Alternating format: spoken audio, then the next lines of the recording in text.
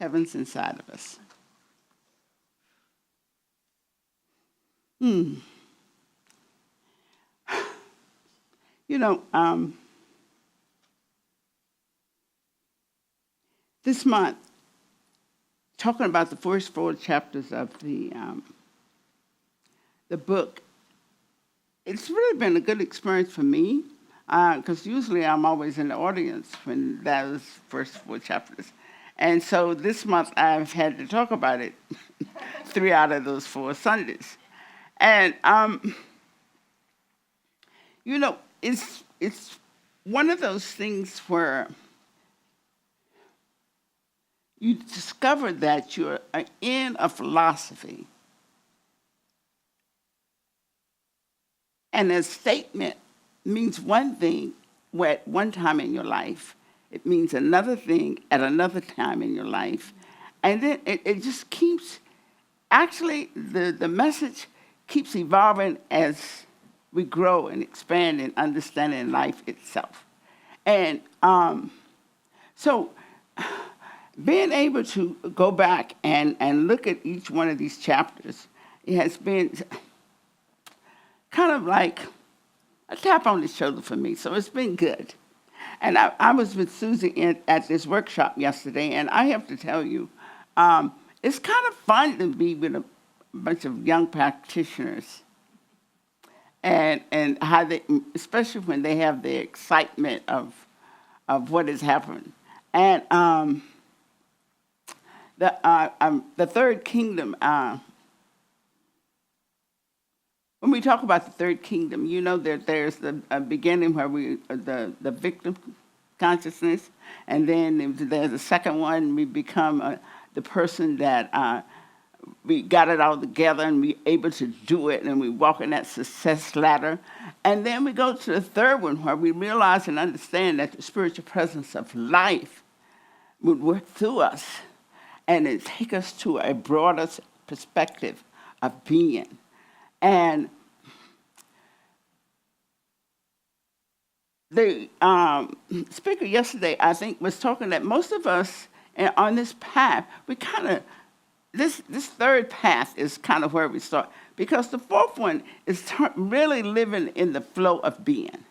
The flow of being is that you recognize and understand that who and what we are fully and completely is the divine presence. And, you know, I had to agree with him. I would love to be able to say I do that, but it's kind of that third one where you taste it and you go back and forth with it. And there are incidents and parts of your life, parts of our life where we live into that third kingdom. And so when we take these 4 lessons that we have taken this month, it's kind of talking about that same concept. And it's basically giving you a good background for that living in that third step. Because what we often hear from the different philosophical teachers, I mean, there are different ways in which we take it. We learn from those people that are history teachers. We learn from the experience of the things around us. And then we learn also by connecting with the Spirit itself and allowing it to flow through in our consciousness. And each of us have moments like that. And sometimes, even before we realize that it is a divine presence, we call it intuition, that sense of knowing. So we're giving it a lot of different names, but it is a presence that once you know it from this perspective, it's different, because it's kind of becomes more of a scientific approach to being. And when they call it science of mind, because you have learned that there is this energy, this presence of who and what we are, and that we can use it to live life more harmoniously and more joyful and more peaceful. We have that available to us, and we kind of are reaching for it, and we began by reaching for it by the things we can gather from the outside, only to move to that third kingdom and realize it's knowing what's inside of us, the essence of who and what we are, that really gives us the foundation to know that I can live a life in harmony. I can live a life of peace. I can experience the joy of just being alive. And I don't have to have that which is out there that has been created by humankind. And one of the interesting things that I was reading when I was trying to put this together was when Holmes said that if you think about it, the invisible becomes the visible. Because the thought, and then it's the thing. And actually, the things out there are not the creators. It's the thought that comes, and then it becomes the physical. So that visible doesn't create the visible, but the invisible is what brings the newness of being into expression. And so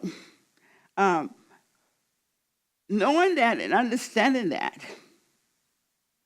also gave me the idea of something else I read is that inner peace doesn't come from understanding, but inner peace comes from trusting. So in this third realm, we learn to trust that there is a divine presence, which we talked about in our first week. The thing itself, we call it the God. We got so many names for it. It's amazing. But it's all, when you get down to the description of it, all the names are talking about the same idea. And one of the reasons why I think it has so many names, because we're talking about something that is not, it's infinite. So that means that you can give it names from here on, and it's still going to be more to it than what we can ever express. So we understand this presence, but to awaken to the idea that it exists was one of the most richest moments that I stepped into, because it felt like, I think I shared this before. I always felt like God was more than what people were giving him credit for, because I remember as a 10-year-old, I said to my aunt in Sunday school, why would God be stupid enough to create a devil? Believe you me, they didn't take it well. But it was, at that time, it was like, if you God, why would you? Actually, that sounds stupid. I wouldn't do that. But it's kind of like knowing that this presence exists, understanding and being aware that there is a divine presence in this universe. And I even came to an even greater sense of this idea recently, that it's not an entity. It's not anything that you could describe in physicality. It is not anything that we can pin down into one description. But we can describe some of the characteristics of it through our own experience of living life. And what we're doing here is we're learning how to take that idea of that power and make it into something that we can utilize to have more of what we are seeking in our hearts to experience and to be. So that's when we learn about this power. And the next week we talked about the way it works. And when we think about the way it works, is that it experiences itself as each one of us. That alone is just phenomenal. It has billions of ways of immediately experiencing itself, all at the same time. Just like you can look at, I always call it that Mother Nature, how, with Mother Nature, all that exists, all the things that exist in Mother Nature, and we be trying to describe this is pretty and this is not. Mother Nature does. She could put a rotten log out there and put a few and make it look awesome. I mean, it's that wonder that we constantly realize that this infinite presence that we are experiencing is wonderful, and it's just more to it than we could ever fathom in our minds. But it is so wonderful to just keep trying to learn how to do it and learn how to experience it and learn how to express it. Now, when we got to the third week, we talked about what it does. Now, when we think about what it does, we can look at grains of sand or trees or the infinite amount of ways in each individual express it. I really appreciate. I saw a movie once, and I don't remember which musician it was, where it was this young man that was writing music, and he was talking about. It's one of those famous musicians, but I can't remember which one it was. But it was like he said, "Oh, I don't have to figure out the music. It's always playing in my head. So sometimes I just write it down as it comes through." And I thought, wow, that's living in the flow. To truly be able to just write. And all of us are playing that music, these guys that decided to put it down. So this spiritual presence, what it does, it comes through each one of us. What we're learning, though, is for years we thought the poets, the musicians, and the writers, they were, the artists, those were the people that it was flowing through. But now we're beginning to understand that it is flowing through every one of us. And each one of us that turn back and look at ourselves, we begin to discover what our gift is, what it is. And I know that each one of us here sometimes get a little bit hung up, think about when am I going to do it? We already been doing it. You have used it since you came here. Every one of us has used it, that gift of being. And because what I'm discovering is that people, for years you might do this, and it was wonderful. And then for years you might do that. And as Sister said, as you get older, you might find a whole new way of living, a whole new way of expressing. I mean, when I was a school nurse, I just knew I was put in the place that God had put me. It seems like I could work with the teachers, I could work with the principals, I could work with the kids. And then one day, all of a sudden, it was said, "Oh, you're finished with this." And I didn't want to believe it. It told me in October, and then it got so uncomfortable by December. I said, well, maybe I am supposed to quit. But by January, I said, there's no doubt about it. I need to get out of here.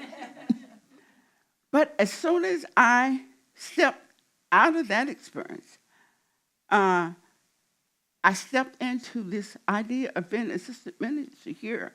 And it's been a wondrous journey, just being a support person, and being able to share my understanding and awareness, and in doing that, being able to grow, because I can see it when it blooms in another person.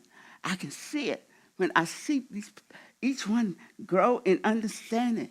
So it was like I got put into another place that it was awesome.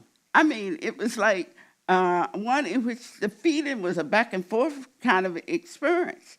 So, I'm knowing that where I am right now, I feel like I want to tell everybody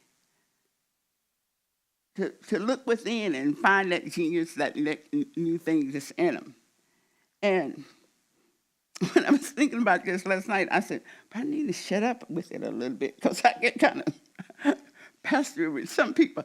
No, you got to think this way. So I'm learning to be quieter with it and be with it a little bit.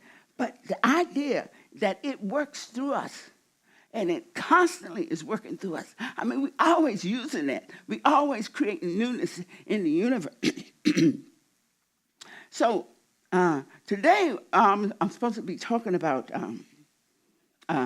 how to use it. And you know, Science of Mind gave us a tool. And I was really love it yesterday when one young man said, we need to stop trying to tell people how to think and start telling them that we got some tools you can use to develop how you think. And I said, yeah, that is what I really know about this philosophy. So one of the tools that they have given us is treatment. Now, treatment is an affirmative prayer. We've been using prayer in our lives all religions have some kind of way of using this concept of prayer. In many ways, people pray. Now, when we use how to use Science of Mind and the concept of treatment or prayer, we learn how to not stay in the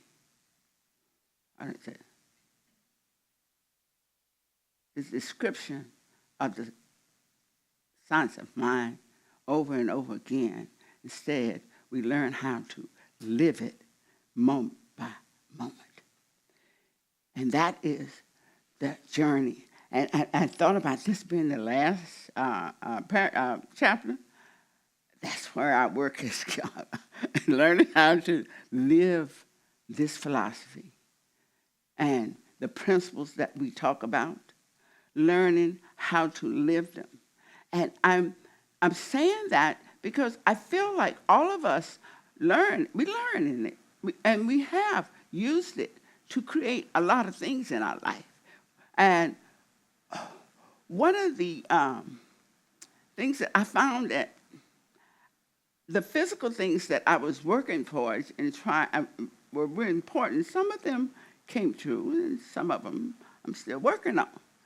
But the most important thing for me is what to do is to appreciate the idea. I live in a place of harmony that is real to me. And God asked me, what was this philosophy doing for me? I said, I feel like that God has my back no matter what I do. So I don't get hung up when I step off the track and do something that is not so right. I recognize that there is probably something I need to learn there. And if I don't see it right away, I figure I'm going to pick it up again somewhere down the line, so I don't even get hung up on that anymore. So the idea and understanding that the harmony is a characteristic of the divine presence that is coming through me into expression. That's what makes me feel wonderful that I can live life today. And living in this current moment is another thing, because the past only comes here if I bring it. Nothing happened yesterday comes into today unless I bring it. None of it. And it's just, that is such a freedom. I don't have to worry about, how I messed up or how I did this. Let it be. Today is the new beginning. This moment is the most powerful moment there is, this current day. I think also one of the things that really move, and I said I was definitely going to say this, but got lost somewhere in these notes. But one of the things that I have really found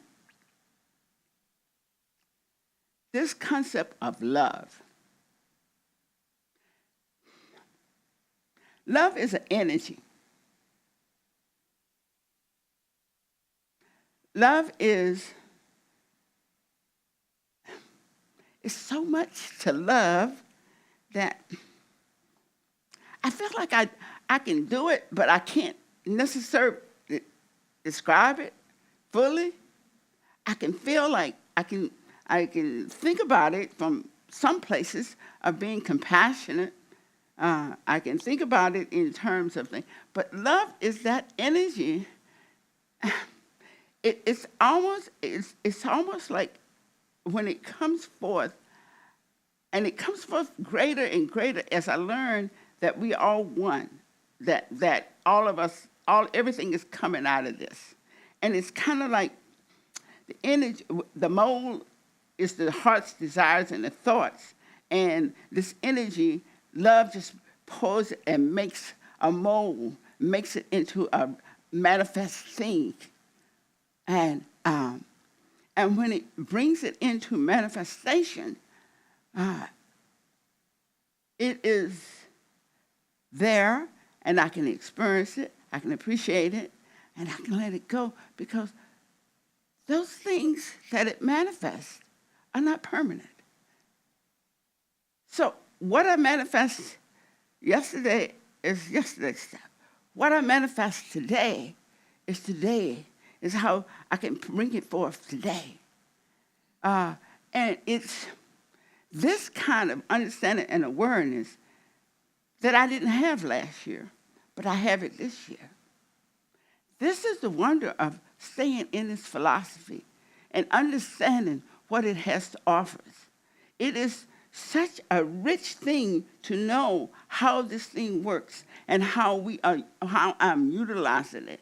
And it also makes me feel good, because what I really want, I found when I was in school, I kept trying to figure out how to make things easier for the kids, because being the nurse, I got all the ones with the problems, of course. So my whole thrust was to make them feel safe and comfortable. And I did a pretty good job of that. I had a place where they could come and they could feel safe if they were there, no matter what it was. But that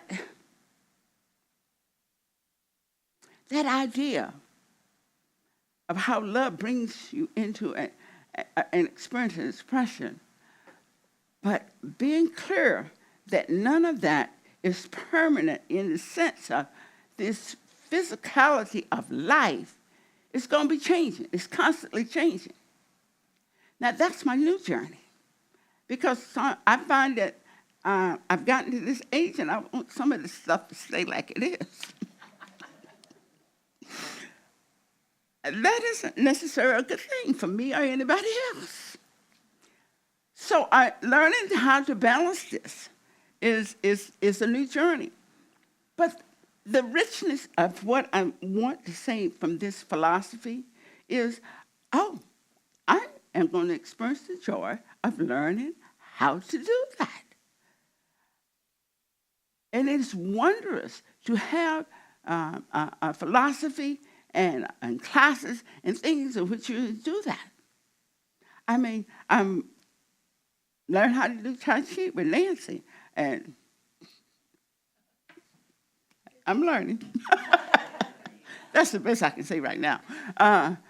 But learning how to live life and enjoy the peace and understanding that I am constantly creating newness in my experience. I am the author.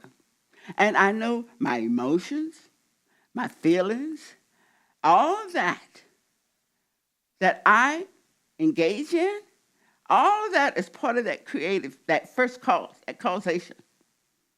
All of that. How I act, how I think, how I feel, and how my behavior, all of this, I'm causing the life experience and expression of being to come forth through me. And And it's not, it's freedom. Because there's no energy out there judging what I'm doing. The only judge it is me. So I don't have to worry about that anymore. But it is a journey. It is a journey to try and understand. Ooh. Sometimes it's intriguing and sometimes it's challenging, but I like it. I really do. And I think we all on it. And did I go over? They turned the lights off. Evan, you didn't put the light on. Okay, if it's me on, I didn't see it. Okay. I have to say to y'all, I am very grateful that y'all allow me to do this. I mean, I love talking about spirit, and I love sharing it. And it's so rich when I share it, and I'll be looking at the face of y'all saying, mm-hmm. So it's nice to have that. So, as we step into that idea and understanding of spirit, I'd love to do this. Can I do a treatment too?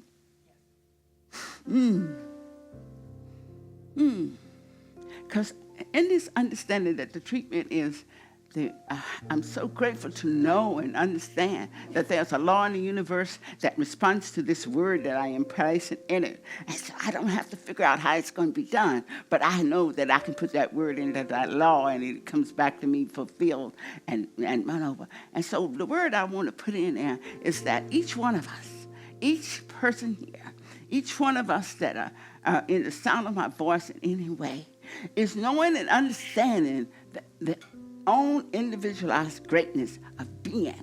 And that we are willing vessels through which we are able to step into life to live our heart's dreams and to allow them to blossom and become a manifestation. And knowing that which it takes to bring this wondrous dream into manifestation, whether it's to make a CD, or to win a Grammy for the sound that we do, or the art that we draw, or whatever we decide that we are creating in this moment. That divine presence of life is going to take this idea, and we are willing to let it do it. We're going to take it and fill that mold, and we willingly allow ourselves in this moment to let that dream soar, and let it soar so high and so wide and so great that the Spirit said, yes,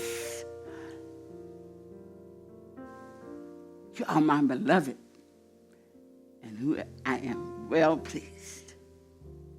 So let it be. And together we accept it, embrace it, and know it is already so, as we say. And so it is.